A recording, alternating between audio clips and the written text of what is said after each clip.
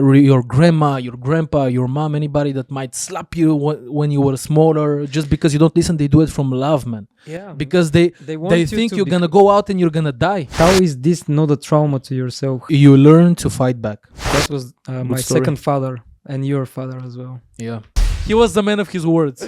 This is it. Took it. He took it to the extreme.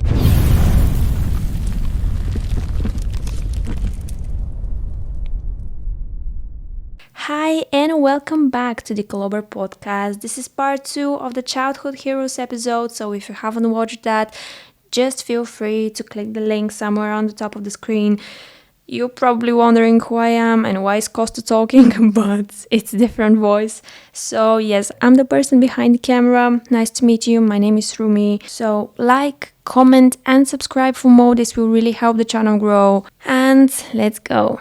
So sometimes today, so first of all, I feel bad if I feel lazy in some days, or if I don't do something, or if I don't train, or if I don't. He has engraved, it's inside of my bones. Because every single day he would go through this with us, and we would have 2 or 3 trainings a day. You just know that you've met a person who did that, and you have a real example. You had a leader that's doing it by example. At the end of his days, I think he was at the end 82 or 78. I'm not sure. I'm sorry if I don't remember properly, but he was actually incredibly old.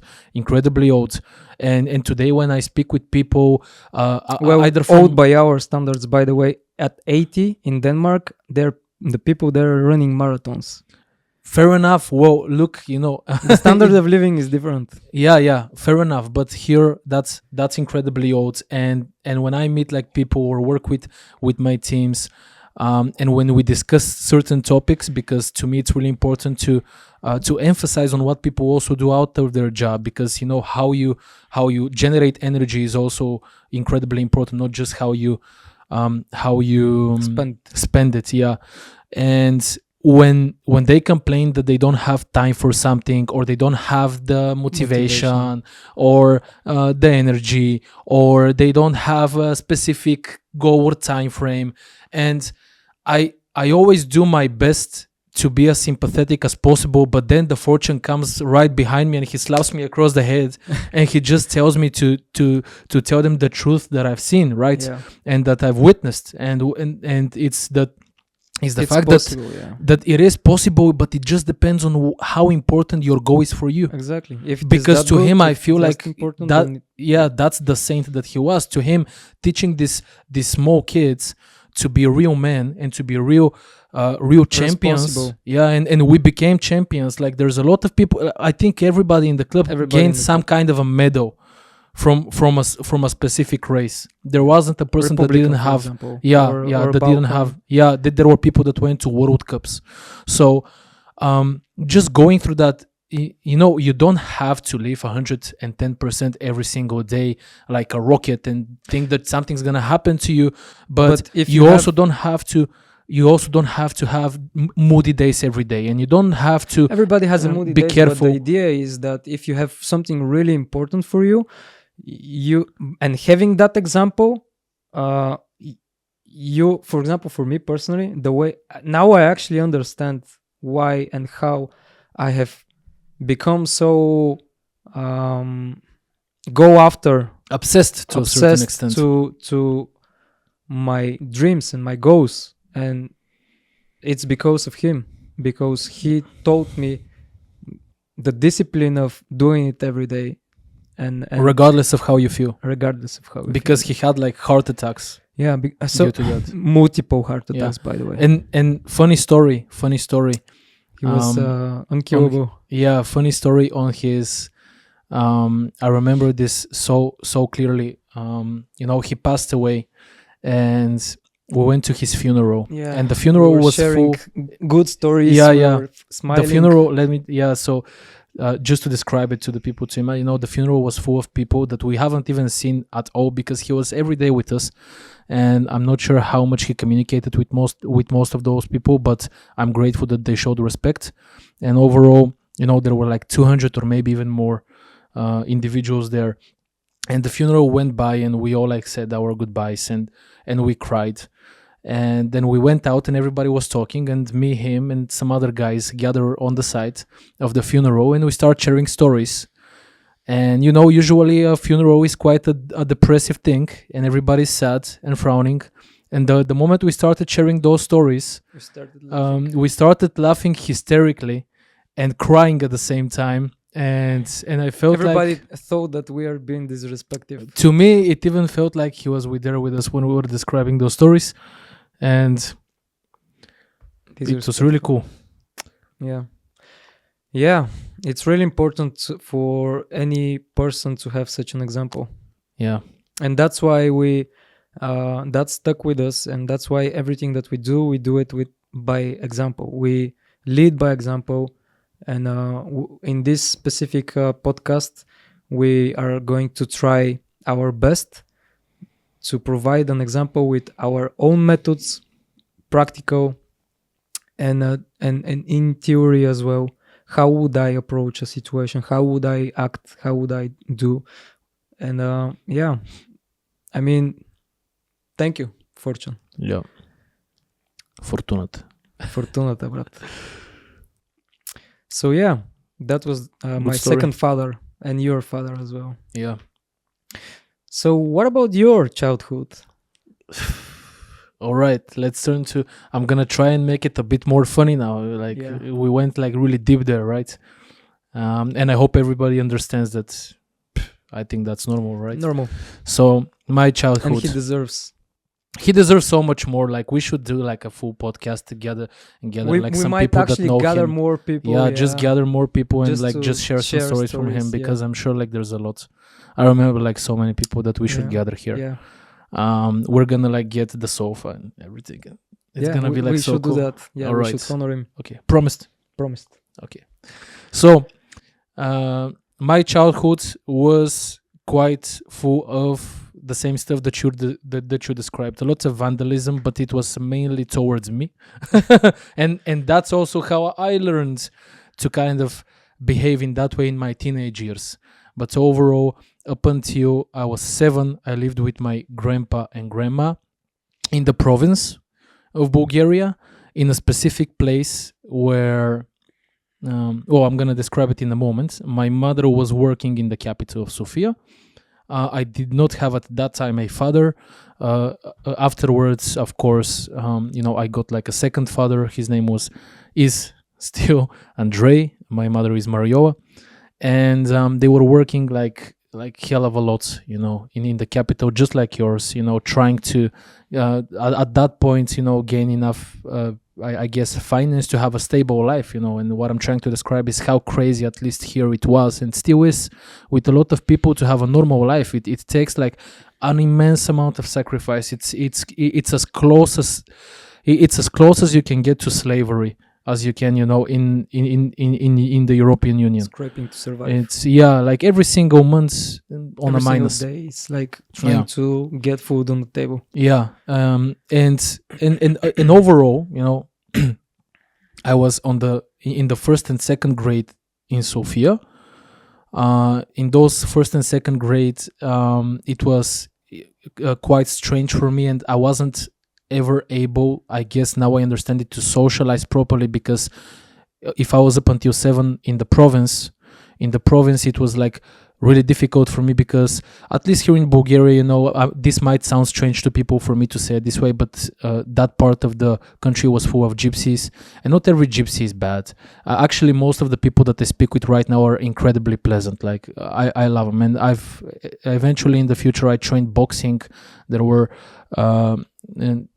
here in Bulgaria it's normal to say the word gypsy, at least, and we would train together, and we would eat together and do a lot of stuff together, and these were amazing guys. But when I was smaller, because I was smaller and I was the only white kid from the capital in the province, they would beat my ass all the time. It was basically racism towards me, quote 100%, not even trying to I'm not trying to find a word. It's racism, but towards me, and they were every single day chasing me with sticks, stones, stuff like this. It was like crazy, you know. The first day I went to the kindergarten, I stayed there literally 3 hours. It was hell. Then they tried to make me go to sleep. I cried like a motherfucker, and my grandma came back. She took me, and I never stepped there again. So when I came back, here in Sofia, the first and second grade was difficult to socialize because I had like this intense childhood there, which was also really, at least right now, like really pleasant memories, you know, because I had a lot of amazing memories with my grandpa. My grandpa, Mito. It sounded like me too. Mito Tsenkov, he was amazing, and this guy taught me. He was the first person, incredibly similar to Ivan Veselinov, to the fortune that I had the luck to have in my life. And he taught me because he was at the end of his days. He had cancer, and really cool story about him.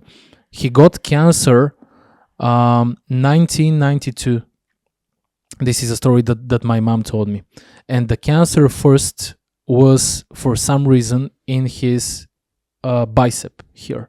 They said afterwards, that maybe he had it first in his lungs because he smoked a lot. But he basically did this huge cancer blob on his biceps. And he loved going to the river to fish a lot. So what happened is they had to remove the biceps, this one bicep, and they told him after they removed it that he's never gonna be able to move his hand. Not only because he's a right-handed guy and his right hand is the stronger muscle, but he's missing like almost the whole muscle here. Like 80% of the muscle is non-existent, and imagine like it's just like a flat line here, right? So what he did. And like my grandpa, my grandma, my mom, and everybody told me about this story. Is he went to fish every single day, all day, for like 5 or 6 hours, because I guess he felt a bit funny for people to watch him struggle. So he went with like a 10-kilo dumbbell from those old ones, which were like steel dumbbells. You know what I mean? Yeah. And he went there, and every single day he fished. Yeah, exactly. Every single day he fished with these 10 kilos, and I guess he worked like this every single day for years, for like I don't know, like 4, 5, 6 years, and his left hand became stronger than his right hand, and he was able to move it fully. It looked a bit strange, but it was stronger than the right hand, and it was 100% functional because every single day he did it. That's strength of character. And this is because they told him that he's not gonna be able to use that arm anymore, and even at that point, for him to start training the arm, from what they described to me, he was probably not gonna live too long. But then when I came to life in 1994, just like you, when my mom gave birth to me, he gained, like, as far as she describes it, like new light to him, because he wanted to live and to see me as much as he can. So the doctors in 1992 told him that he has 1 to 2 years to live. He lived until I was 4th grade. What is that? 7, 8, 9, 10 years old? 10 years old. He lived 10 more years. About 9, 10. So 12 more years he lived. They told him... Grade? 4th grade. Yeah. 11, actually. 11 to 12. So they told him that he has 1 to 2 years. This one stopped, probably it overheated a little bit, but it's okay. You can just remove the cable and just turn it again, and it should be okay. So yeah, don't matter, we're gonna switch to this one. But basically he lived 10 more years than what they expected. And gradually I remember when he was taking care of me, you know, first... No need for the cable, I think. No. It doesn't have battery. Are you sure? You cannot see it on the top because I removed it. Oh, it doesn't. Oh, well, that's sad. Nonetheless, well, those two are working. Yeah, those two are working, so we can just work with those. Leave it. All good. So we're gonna fix those. I'm sorry, guys. You know, we're still new to this podcasting scene, but we're still trying to figure things out. Yeah. So I remember when I was smaller, and he still like this huge. Like he was quite huge. He was the leader of a hunting group. He was the leader with the grandpa of one other kid that I was friends with. and they had like also hunting hounds and stuff like this. And I remember when I was small, they would bring these huge boars, like this boar, but like really, really big ones, and all sorts of animals like this. And they would obviously like make steaks out of them or whatever else, right? Previously, he was also an officer of a tanking unit. So he was tank unit, tank units. My grandparents were the same. Exactly. So basically, that's what he did back then, and he was like a really sturdy guy. And those fat but Really but strong, really strong like people. that like hell of a grip that you don't know where it's He coming would from. crush you. Yeah, this is specifically what you can imagine. And I got his huge chunky nose from him somehow, which I'm really proud of. So I remember, like, even when I was before the first grade, and he was teaching me how to ride the bike, because there's like those rollers on the side. When we removed them, I was kind of scared that I'm not gonna be able to ride the bike properly.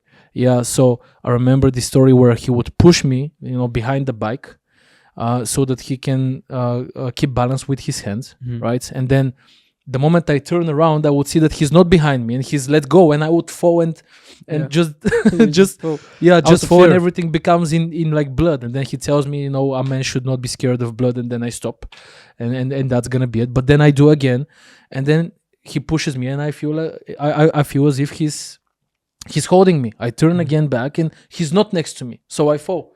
And then like the third or the fourth time, even it probably been more than that, but because he's running next to me, even I couldn't keep balance unless I pedal fast. You were probably the same, right? So I had to pedal fast, and he told me, I want you to promise me that you're not gonna look back this time. And I was like, okay, I promise. Then we would go, and I would look, and then I would fall again. So he comes back and he tells me, do you know what's a promise? I'm like, I couldn't say anything because I didn't really know. I said, yes. And no, you don't. Like, a promise is when you give a word, when you say something, a promise is that you have to do, is something that you have to do. It doesn't matter if you like it. It doesn't matter if not. It doesn't matter if you think that something's going to happen to you. Your word a promise is something. Yeah, he was probably saying this because, he was at his age, but and I'm a small kid. But he told me, a real man does not give up on his word. Like just as he told me about the blood, but when you give a word, the word is the person you are. If you give up on your words, then you are not a real person. You're not a real man. And this is what he told me. So when you give a word, you always keep it. Do you understand me? I was like, okay, I understand.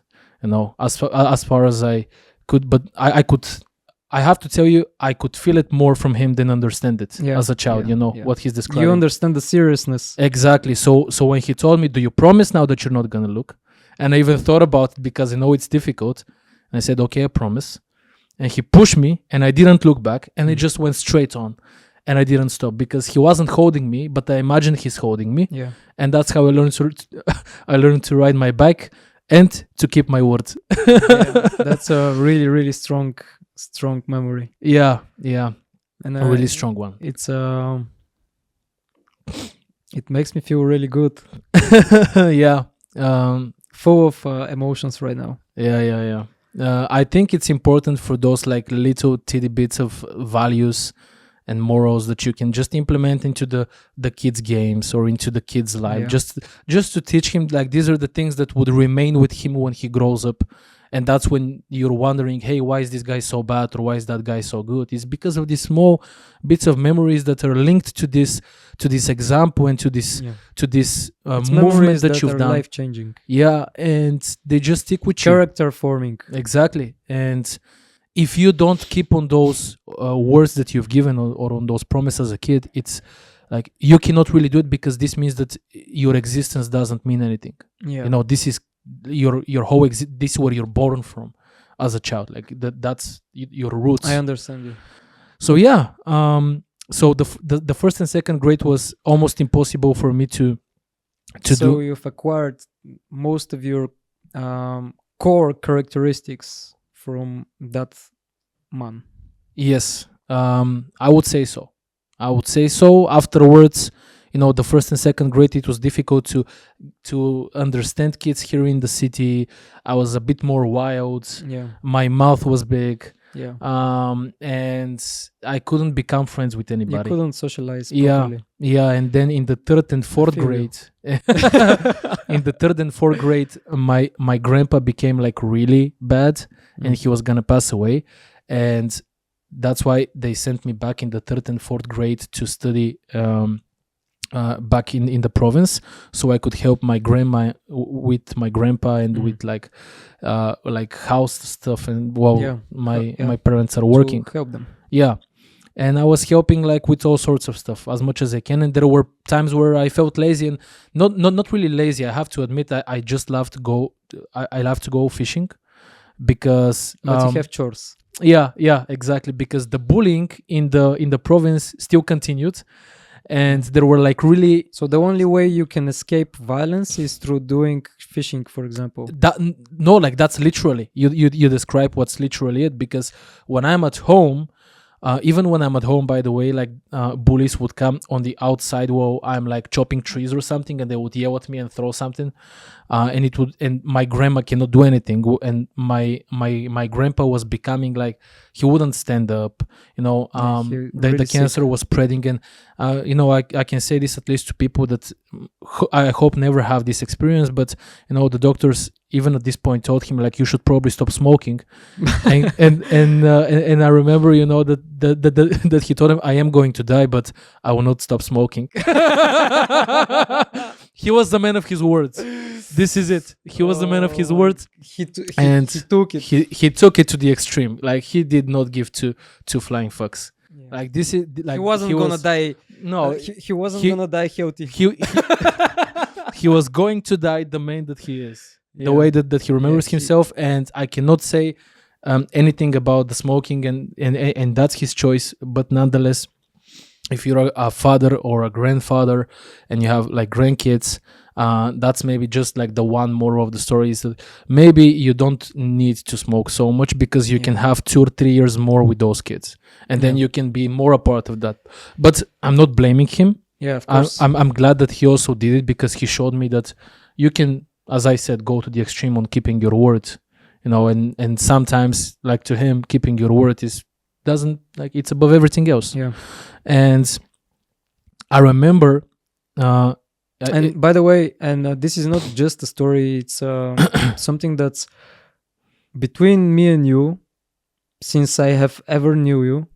When you give your word, there is no way I have never seen you to back off from your words. If you give your word, you do it. That's it. No second questions. No buts. But no, you have to.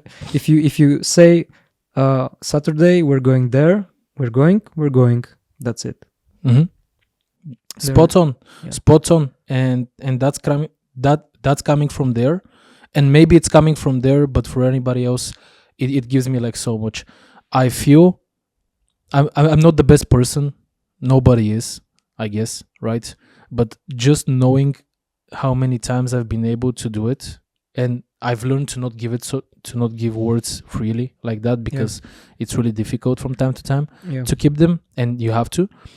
But just knowing that this is the way that I behave towards my friends, my family, even people that I don't know, gives me a sense of value that then translates into more calmness. I have more balance in my life. I know how to talk with people. So there is a you huge become- added value. You become kind of more heavy in your chair. Yeah. At least how I feel. And another story with me too, with my grandpa. Even though I was the first and second grade here, I was still going in the summer to the province, and as I said, fishing. And I would go, and by fishing I mean there's a river there, and the river is moving on the side. I would go from this village down to the next one and to the third one, which is about 20 kilometers for a child. 20 kilometers, and my grandma would beat the shit out of me for this, because she was so stressed that something's gonna happen to me. Yeah. Like, it was crazy. Like, how can you go? Like, she would barely leave me at one spot on the river, and she would beg me to stay there until she comes back after some time to take me back, and I would just disappear. And then I come back in like midnight with like full bag of fish, and I think like, oh my goodness, I'm such like a champion. Like I have like 30 huge, And then you eat a few slaps. and then my goodness, and this is a normal thing here. Maybe some people are watching. They're like, what? Yeah. She was beating the kid. Yeah, man, and that's how you become. That's how you become like a normal human being if you're behaving that way. Because just like you were, I wasn't listening. And this was every single day, and there were even times. Yeah, but a lot of people are gonna say, but there are many ways you can teach the kid. For example, not. You can sit with the kid and you can have a long ass discussion, like 10 hours. You know. No kid knows how to understand your words. If they have a goal, Not no kid, but there are certain types of kids, such as ourselves, which this method does not work. it does It not. doesn't work. And I'm not saying that I am going to beat my kid. No, But what I'm saying is that for me as a kid, It I worked. deserved it. I deserved it too. Yes. I've earned my You're beating. Yeah, my beating. Yeah, you earned every it. time. It's not like I don't know how that happened. You know, I don't know why I'm being beaten. You know, I have deserved it totally because, I mean, And one really important thing, your grandma, your grandpa, your mom, anybody that might slap you when you were smaller, just because you don't listen, they do it from love, man. yeah, Because they want you think to you're gonna go out and you're gonna die, literally. Like you go in the forest yeah, and You're being you're gone for irresponsible. like 10. Yeah, you're gone for 10 hours. yeah. You know, and There this are is every wolves, day. by the way, Yeah, no, like there are literally back then there and were wild animals. dogs. Yeah, and there were people that were like, one thing that I was super embarrassed. My mom was asking me the other day because we were making the podcast, and she was wondering why didn't I tell anybody, and I was like, I didn't want to feel humiliated in front of my grandpa, so I didn't tell anybody that I was getting bullied. So nobody knew. Nobody from my grandma and grandpa, but the whole village, like I had like all sorts of names and stuff. And I remember really clearly, when you're a kid, you want that's why I try to describe what you said there about the community. You still want to play with them. Yeah, They might be bullying you, but those are like the only kids the in only the town. people in town. Yeah, and they play like football or something else, and I would still try to socialize. go and just ask, hey, can I play or something, and then like well, it was always such a huge mistake, but I would, after 1 or 2 days of fishing, again try and go and do something like this, and eventually I learned to take my bike, and I would pass by the football stadium, and sometimes they would take me in to play with them because there was this other white kid. His name is Kalin. He was my first friend, and at that point he was my best friend. Like for me, when I was a kid, like I would cry if they didn't let me play with him. It was like super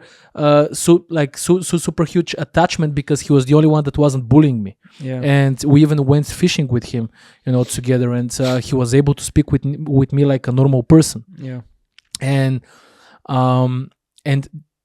he was basically the cool guy in the village. Imagine those. So I was a white kid from the capital, and I was this capital boy that had to be like beaten with sticks and like. And by the called way, all this is sorts not a of therapy names. session. And Yeah. he's not really traumatized. I'm like, this is like to me it's incredibly funny, and I feel like these are good memories. I don't know how to describe it to people. This might sound like crazy, but So, the reason that this is not a trauma to you is because you have outgrown. I'll tell you why. have outgrown this. This it's memory. not a trauma to me because You I have decided found value in some of the things not just that. to grow. You have discovered something within yourself. Yes, and not just that. So there comes a time, I believe. That's a good people- question. How is this not a trauma to yourself? How did you come to a conclusion where this is not that is going to put you down? You learn to fight back. Mm. So there is a difference between between being a weakling and not being able to defend yourself. And then there's being able to defend yourself and behaving like a good person. Yeah. You know, I don't know who said it. It's better to be a warrior in a garden than a gardener in a war, right? I think it's from is from what was the book of war? Miyamoto Musashi. From his book. Maybe from him. I think it's from his book. Yeah, the Book of Five Rings. I think it's from there because I've read it, but I forgot. I think it's from that book. So okay, so I throughout my teenage years, I went into basically fighting back, and that's why I mentioned Kalim, because I remember there was also this one huge fat guy, Damian, and Damian, I'm sorry if you're watching. You know, we saw each other when we were older and we laughed at it.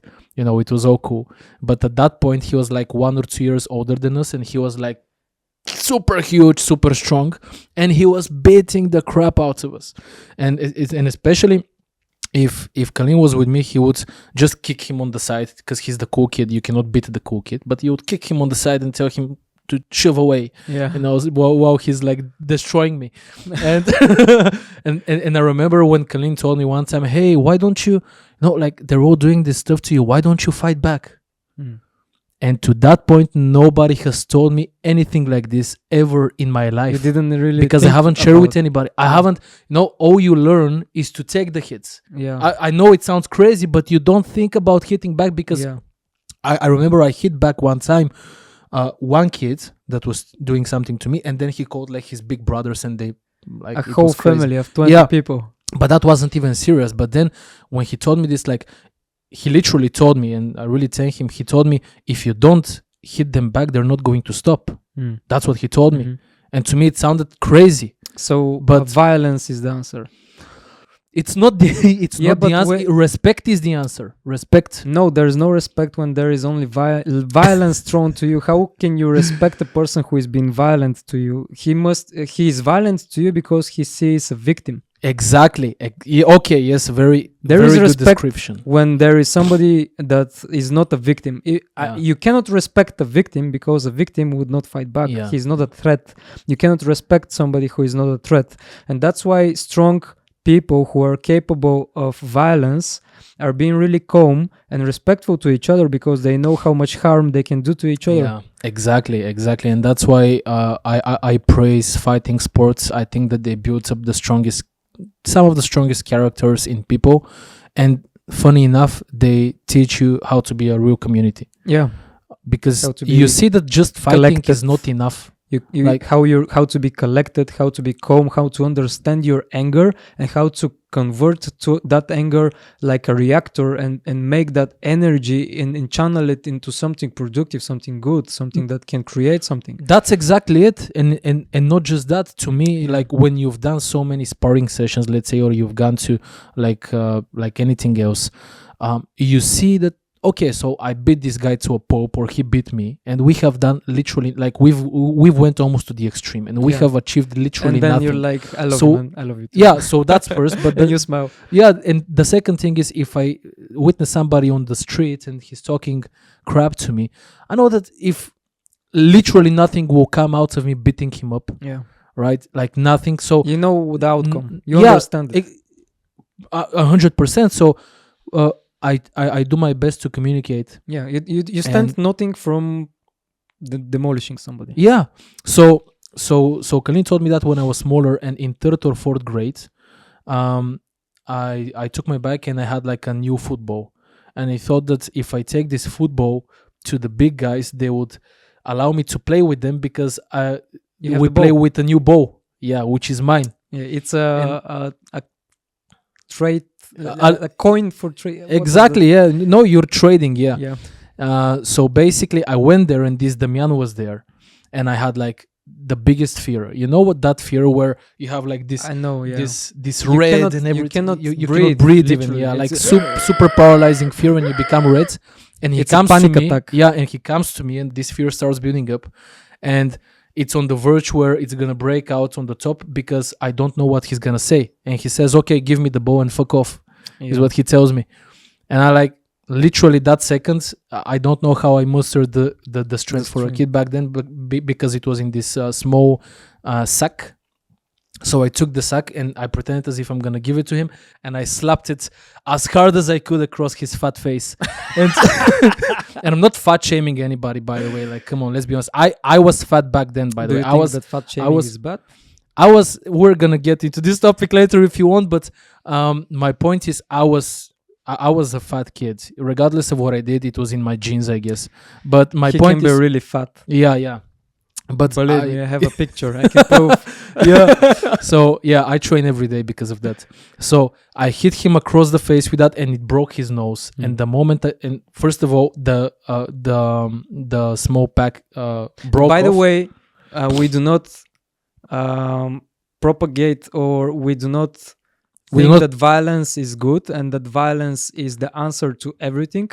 These are just But childhood stories. This is a childhood story of a person who has been a victim of violence, and his own perspective is that the way he managed to survive in that environment is to answer with the same, because the whole the same, environment didn't, again, I'm going to repeat it. there was no option for anything again, else. I'm going to repeat it many years, not days, not months, Yeah.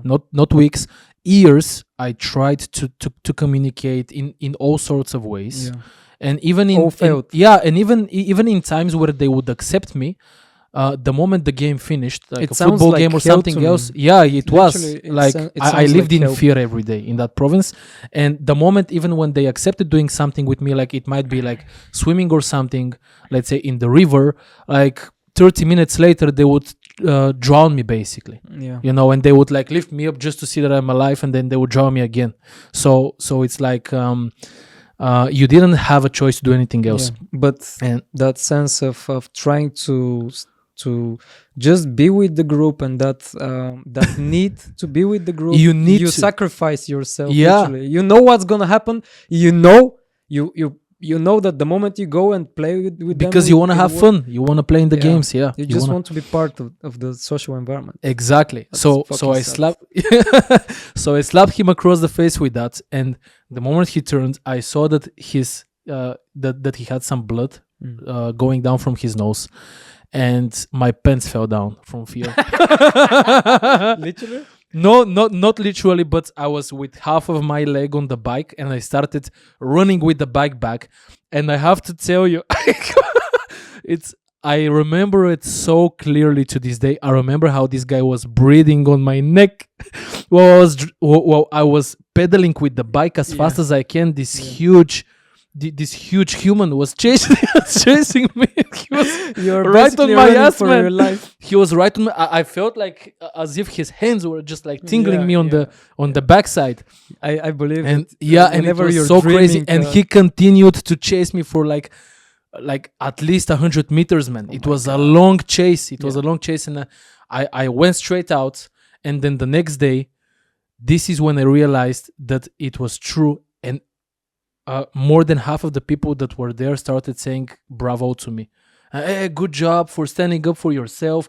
People that, by the way, humiliated me before. Yeah, good one. Yeah, right.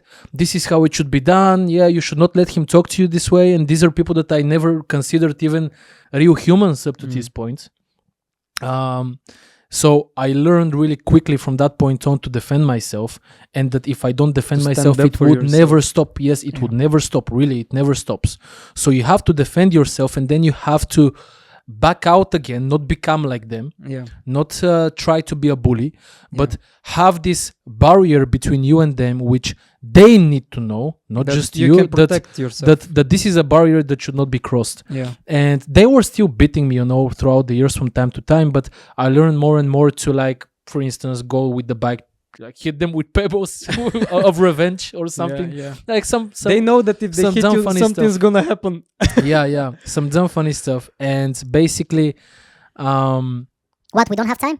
What happens? Okay. Has it stopped? okay, all right. I guess we have a little bit, like a couple minutes. Yeah, I'm gonna finish with one story about my grandpa here. There's like many. I couldn't even go into my teenage years, but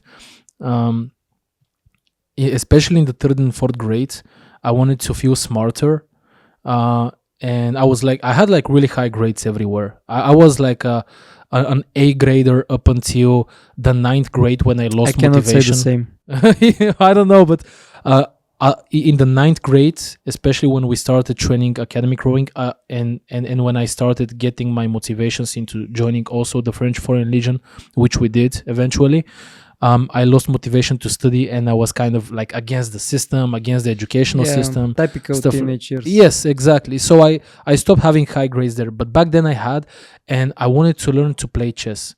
And my grandpa, especially when I went in the summers of the first and second grade, was playing with me chess. He had like this old chess, and he had his one rule: one chess a day, because I wouldn't stop asking him. So he was one chess a day. It's really fun when you have somebody to play with. Exactly. And he would always beat me. He would always beat me. He would not let me win one time, and he would never even teach me. You know, like he would just beat me, and that's it. And I was trying to like learn from his movements. I was trying to copy, and he would destroy me. And then throughout the years, third and fourth grade, the more like the cancer spread, he was becoming slower. He could not think.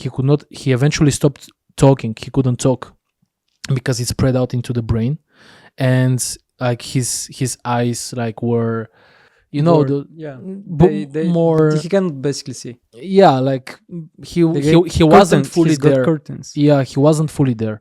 Oh, okay. And you could say it like this, and he was still beating me. And then there was one night where we played the chess, and my grandma even told me like, leave the chess, like no need to play right now. But I wouldn't listen to her. I didn't understand fully.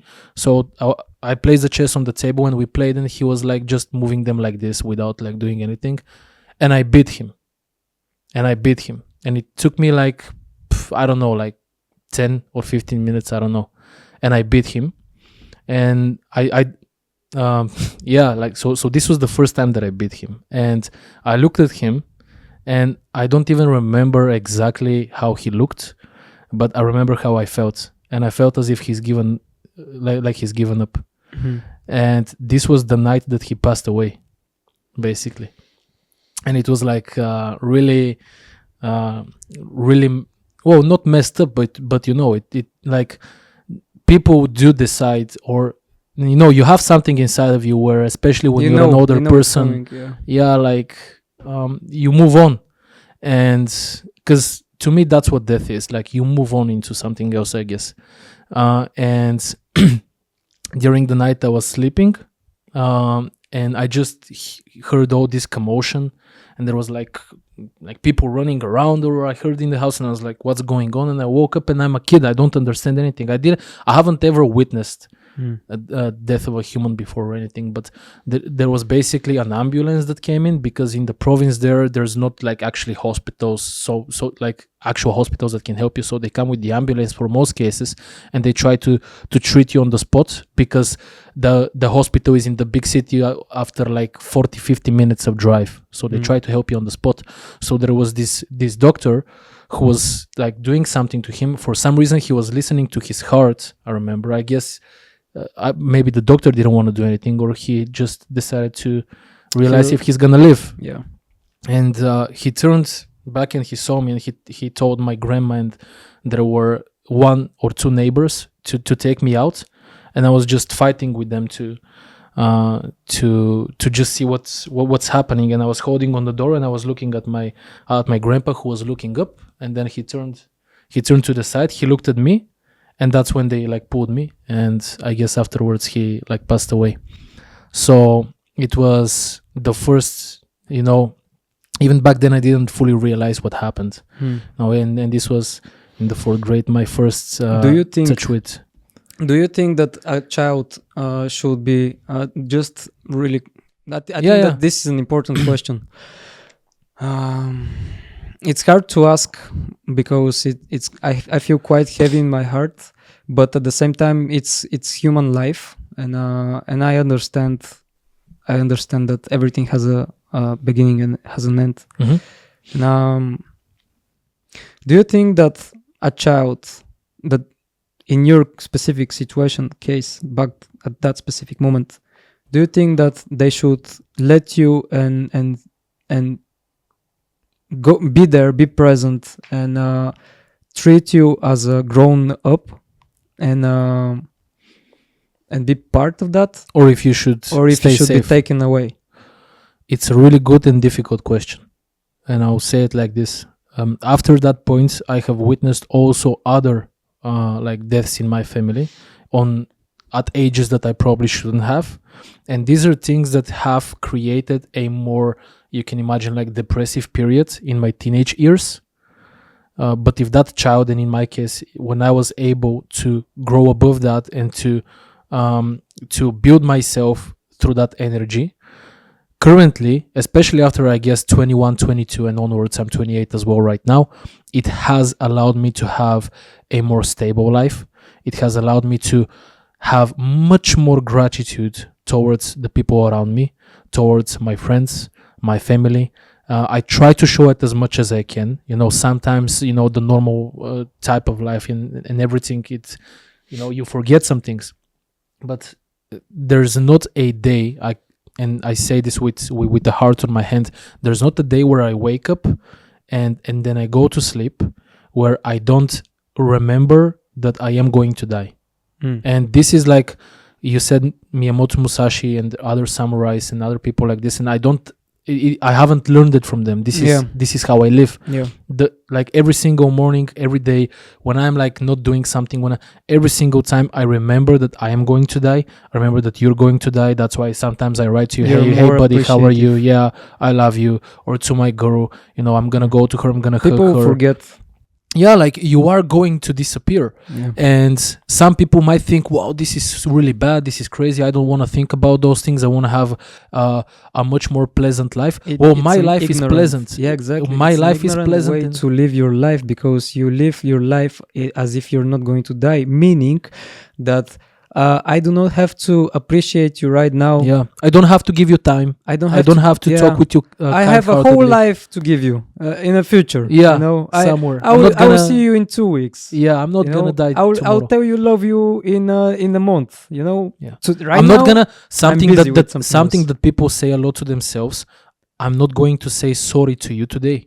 I'm not gonna say sorry to you. I don't need to say sorry sorry about anything. There's a lot of people who dream of a second chance to say sorry. Yeah, and they don't get it ever because that person is not here anymore. So say sorry to everybody that you remember, that you love, even to enemies. It's there is even such a day in the traditional days of the year. Yeah, a certain day where people but say sorry to each other. Was it Zadushnica?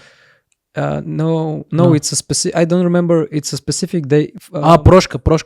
Yeah. Forgiveness, basically. Forgiveness is the day. Is the day of forgiveness. Everybody's seeking forgiveness from each other. It's a great tradition. Yeah, if you think about it, a whole nation on a given day to seek forgiveness individually, it's a huge thing. As long as obviously, I'm sure like there are people that are not. They don't take it as such a serious deed. Yeah, but if you think there are others that take example. Even if they think about it or not, that is it has a huge effect. Yeah. So to answer your question, the child might have a more difficult childhood, and to have a childhood is important, right?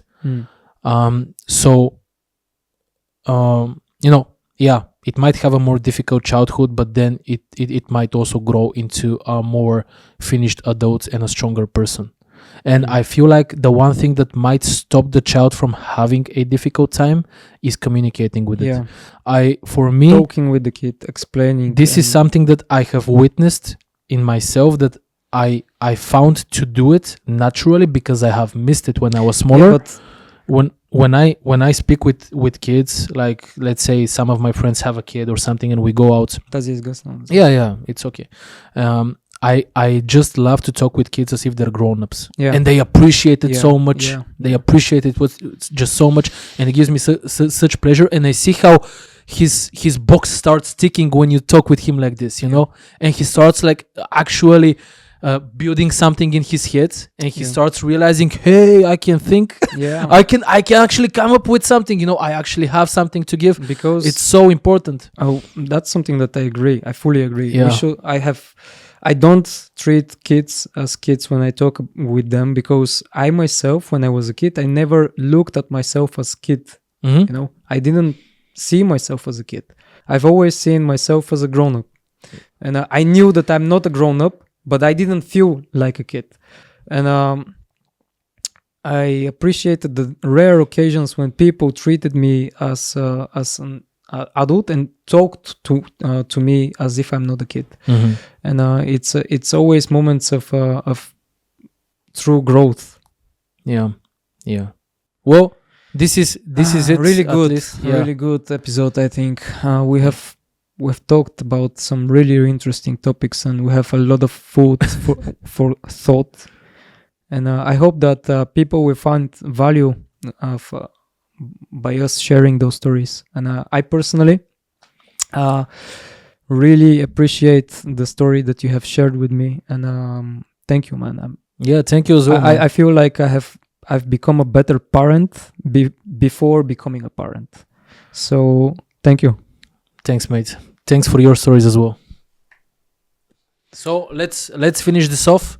We plan to have this podcast a little bit more on the funny side. It was there as well, but then we went into more emotional parts, and this is why at least I love to do it, and I'm sure you love to do it as well. We actually never know what exactly is gonna come out of the podcast because we don't come here scripted. We don't come here planning to follow this raw structure. In the future, we think we'll set up a specific there will be topics. Yeah, there will be topics. Yeah, but topics. my point is that every single podcast is current topic was like share childhood memories. Yeah, and share a little bit about ourselves. Exactly. This is, and I think we kept it. I think we kept the topic about the childhood memories.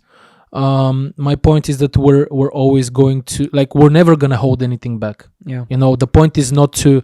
That's what I'm trying to say. This podcast is unfiltered and honest opinion. Yeah, and that's what you're gonna get. So, and we are coming here unfiltered.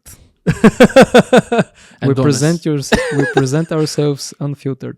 Yeah, so we'll let you decide if you like what we're saying, and we are looking forward to your feedback. We want to hear your comments, especially right now as this is the beginning of the podcast. Really send us your ideas, your questions. We're always really going to appreciate it. Yeah, we're going to read everything, and anything that you write can be a part of the next podcast. Yeah, do have that in mind. So feel free to share with us whatever you want, or give us ideas or questions. We are going to see them, and we might include them in some of the podcasts. So thank you so much for the time, thank you for listening and giving us the chance to present who we are, right? Yeah. Okay. So give us a like if you did enjoy, or if you didn't, at least subscribe. I don't know. No, in all seriousness, we are a young channel, and this will help us immensely. It's really important to us. And if you appreciate us, if you appreciate our work and in time, as we appreciate your support, give us a subscribe, a like, and we will see you in our next episode. Thank you. Thank you, everybody. Cheers. All right.